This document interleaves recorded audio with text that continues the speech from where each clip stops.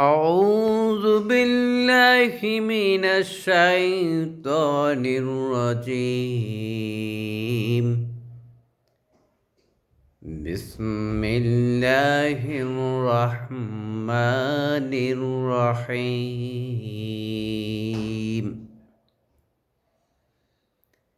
إنا فتحنا لك فتحا مبين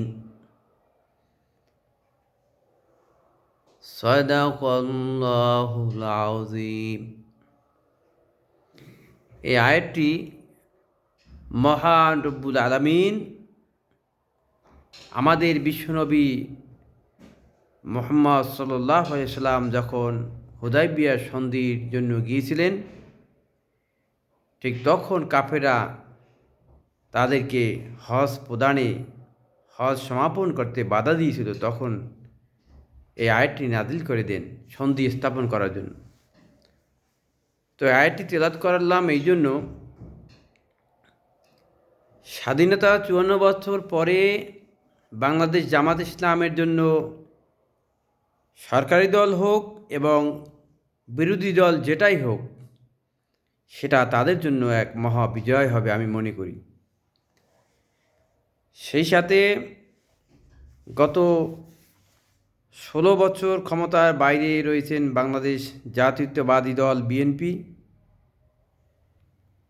এবং জাতীয়তাবাদী দলের নবনির্বাচিত চেয়ারম্যান জনাব তারেক জিয়া।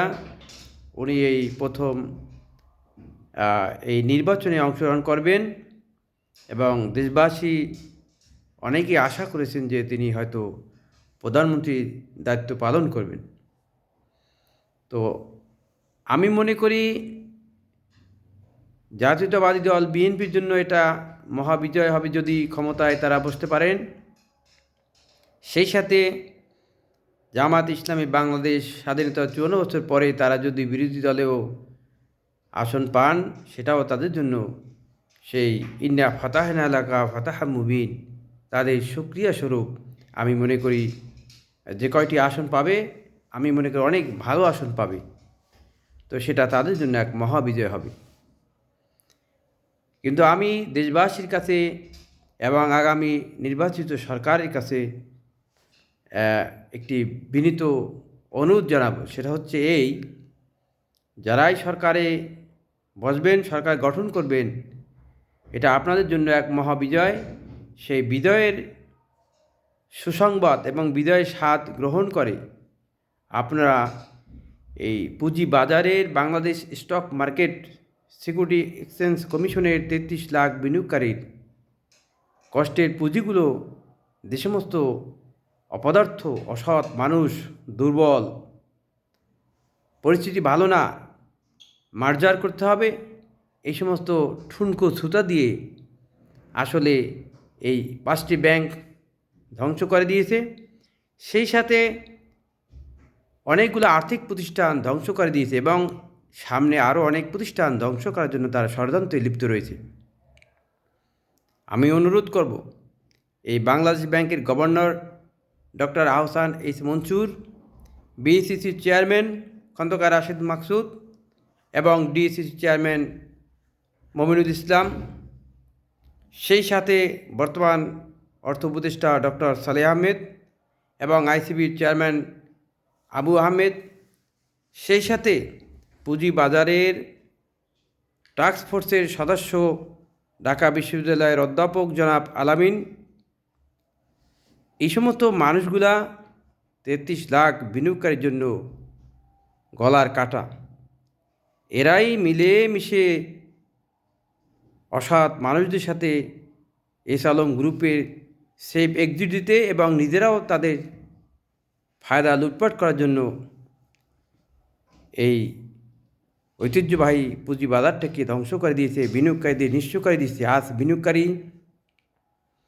৭০ থেকে ৭৫% পুঁজি হারিয়ে নিঃস্ব।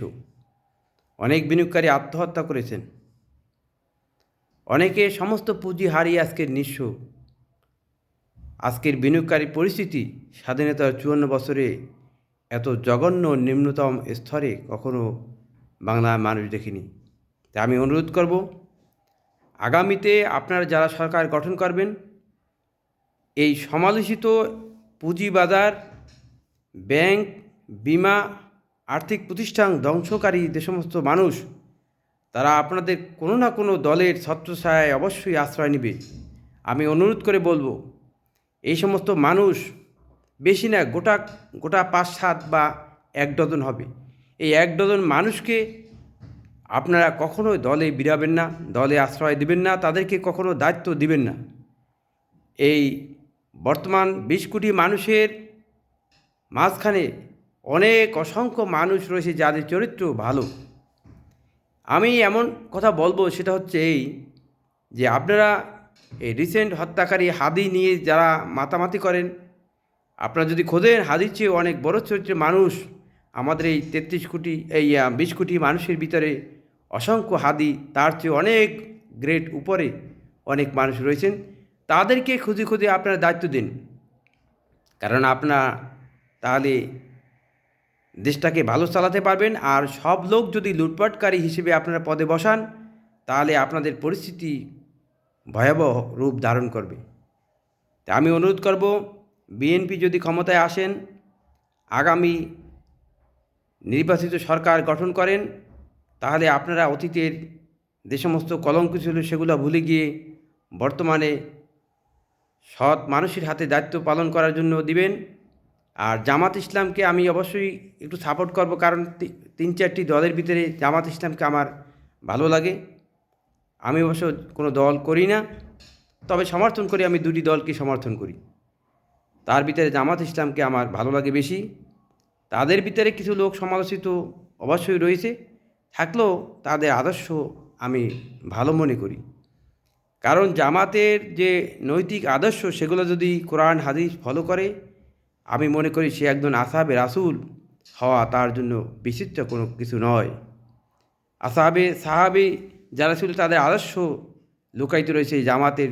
যদি প্রকৃতভাবে সে তাদের বইগুলো পড়ে, সেই আদর্শ যদি ধারণ করে, তা আমার মেইন কথাটাই হচ্ছে এই, আমার দাবি চাওয়া পাওয়া, আমি একজন বিনিয়োগকারী, আমাদের এই পুঁজিবাজারটা নিঃস্ব করে দিয়েছে যে সমস্ত মানুষ।